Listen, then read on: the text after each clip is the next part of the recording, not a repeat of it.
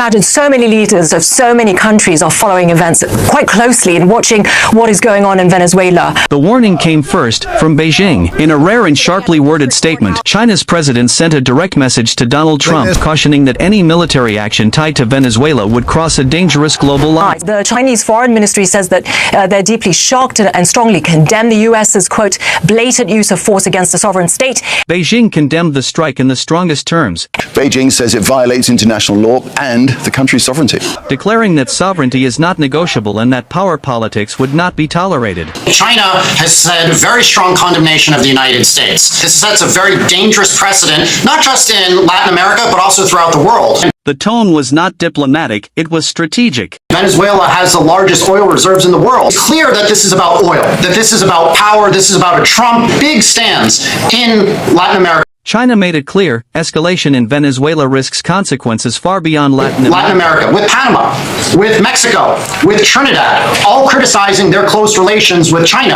I've been speaking with a lot of political leaders the last 24 hours, and they're worried that they might be next if they go against the United States. Then Moscow stepped in. Russia's president followed with a calculated but chilling response, calling the attack a reckless provocation that threatens global stability. The Kremlin warned that unilateral force undermines international law and pushes the world closer to a multi-front confrontation. The Russian Foreign Ministry saying that the U.S. has committed an act of armed aggression against Venezuela.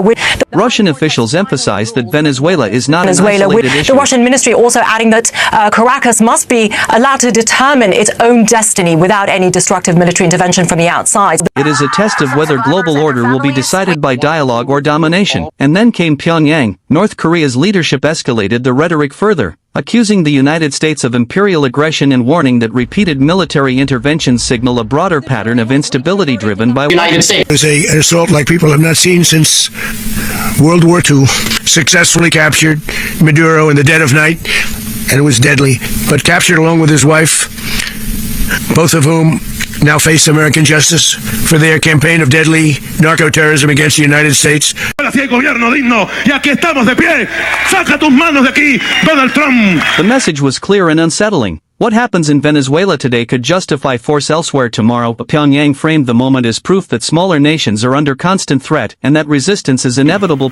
Las amenazas de intervención, la grosería de opinar sobre nuestro país. 3 nuclear-armed powers. One coordinated wave of condemnation, all aimed at Washington. Then Donald Trump responded with defiance. Trump rejected the backlash, insisting that the United States would not be intimidated by foreign warnings. He framed the situation as a matter of security and control, asserting that Venezuela's instability poses risks that America will not ignore. Trump signaled strength, pressure, and resolve, making it clear that U.S. policy would not be dictated by rivals.